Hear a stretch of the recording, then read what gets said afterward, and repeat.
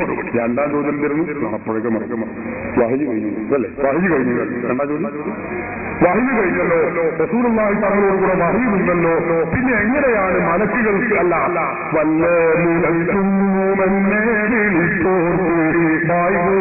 ഉത്തീരം ചെയ്യും ഞാനെന്നോ എന്ന് പറഞ്ഞ മുഹീദ്ദീൻ ഷെയ്ഖ് എന്ത് പറഞ്ഞത്? നമ്മുടെ പ്രശ്നമില്ല. രണ്ടാമത്തേതാണ് പ്രശ്നം. എന്റെ മുരീദായ നരകത്തിലില്ലെന്ന് നരകത്തെ കാട്ടും മനസ്സിൽ പറഞ്ഞോ. മുഹീദ്ദീൻ ഷെയ്ഖ് റളിയല്ലാഹുവിനോട് മലക്കുകൾ വന്ന് പറഞ്ഞു, നിന്റെ മുരീദുമാരാരും നരകത്തിലില്ല എന്ന് മലക്ക് വന്ന് പറഞ്ഞു. അപ്പൊ അദ്ദേഹത്തിന്റെ ചോദ്യം എന്താ? മുജാഹിദുകൾ സർവ്വം ചോദിക്കുന്ന ചോദ്യം അല്ല, വഹി കഴിഞ്ഞല്ലോ, പിന്നെ എങ്ങനെ മലക്കുകൾ ഈ പ്രവാചകരല്ലാത്ത വലിയനോട് മലക്കുകൾ സംസാരിക്കുമോ? സുബ്ഹാനല്ലാഹ്. വിശുദ്ധ ഖുർആനിൽ നൂറുകണക്കിന് സംഭവങ്ങൾ, ഹദീസുകളിലും ഖുർആനിലും നൂറുകണക്കിന് സംഭവങ്ങൾ കാണാൻ കഴിയും. അതാ ഞാൻ പറഞ്ഞത്, ഖുർആനും സുന്നത്തും മുറുകെ പിടിച്ചാൽ പോരാ, അത് മറിച്ചു നോക്കണം. മറിയം ബീവി എന്ന് പറയുന്ന ഒരു ബീവിയുടെ ചരിത്രം ഖുർആൻ പറയുന്നുണ്ട് അല്ലേ? മറിയം പ്രവാചകയല്ല എന്ന കാര്യം മുജാഹിദുകൾ കൂടി ഉറപ്പാക്കിയ കാര്യമാണല്ലോ, നമുക്ക് ആർക്കും സംശയമില്ല. മറിയം ബീവി പ്രവാചകയല്ല, നബിയല്ല. നമ്മുടെ ഭാഷയിൽ പറഞ്ഞാൽ റസൂലത്തല്ല, നബിയല്ല, അത് വലിയത്താണ്. ആ വലിയനോട് വന്ന് മലക്കുകൾ സംസാരിക്കുന്ന സംഭവം വിശുദ്ധ ഖുർആൻ എടുത്ത് പരിശോധിച്ച് നോക്കണം. നിങ്ങൾക്ക് അത് അറിയില്ലെങ്കിൽ അമാനി മൗലവിയുടെ പരിഭാഷന്റെ കയ്യിലുണ്ട്, അല്ലെങ്കിൽ മറ്റേ അബ്ദുൽ നബീർ മൗലവിയുടെ പരിഭാഷ എന്റെ കയ്യിലുണ്ട്, ചെറിയ മുണ്ടത്തിന്റെ. അതൊക്കെ മറിച്ചു നോക്കുന്നത് എന്നാൽ കാണും. നിങ്ങൾക്ക് ഖുർആൻ സുന്നത്തിന്റെ ആൾക്കാരെ വരെ മറിച്ചു നോക്കില്ല, ഇതിങ്ങനെ പൂട്ടി വെക്കും. ഇതെങ്ങനെ അത് കാണാം ഖുർആനിൽ. ഇന്നമാണ് റസൂലു റബ്ബിക് ലിഅഹബ ലകി ഗുലാമൻ സക്കിയ്യാ. അങ്ങനെയാണ്.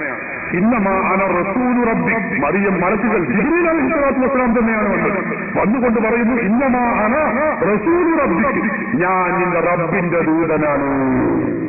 മലക്കുകൾ സംസാരിക്കുന്നു ആരോട്? പ്രവാചകരല്ലാത്തവരോട്. എന്റെ മുരീദാരും നരകഗതിയില്ലെന്ന് നരകത്തെ കാട്ടും മലക്ക് പറഞ്ഞോ. ഖുർആൻ പഠിപ്പിച്ചതല്ലേ കഴിഞ്ഞോ?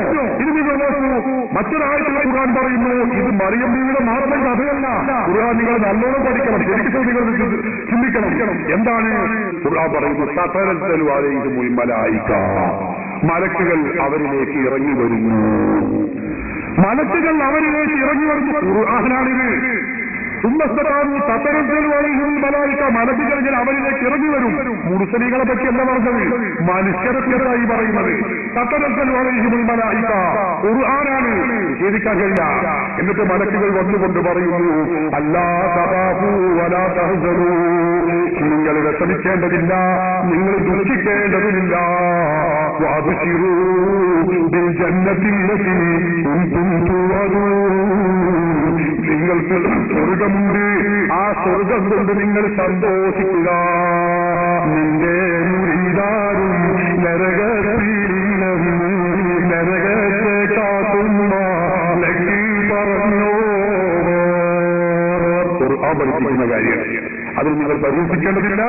മുഹയ്യദ്ദീന്മാരെയല്ല സുന്നികൾ അംഗീകരിക്കുന്ന എല്ലാ മാലയും ഖുർആൻ അടിസ്ഥാനത്തിൽ തന്നെ സമർപ്പിക്കാൻ ഞങ്ങൾക്ക് കഴിയും ഇൻഷാ അല്ലാഹ്. അപ്പൊ അതുകൊണ്ട് അതൊന്നും നിങ്ങൾ പരിഹരിക്കുകയോ കുറ്റപ്പെടുത്തുകയോ ചെയ്യേണ്ടതില്ല. നിങ്ങൾ ഖുർആൻ മറിച്ച് തുറന്നു നോക്കണം. അത് മുറുകെ പിടിച്ചാൽ പോരാ, അത് മറിച്ച് നോക്കണം. ഇതാണ് രണ്ടാം ചോദ്യത്തിന്റെ മറുപടി. മൂന്നാം ചോദ്യം ഞാൻ പറയാൻ മറന്നു പോകുന്നു പറഞ്ഞതാണ്.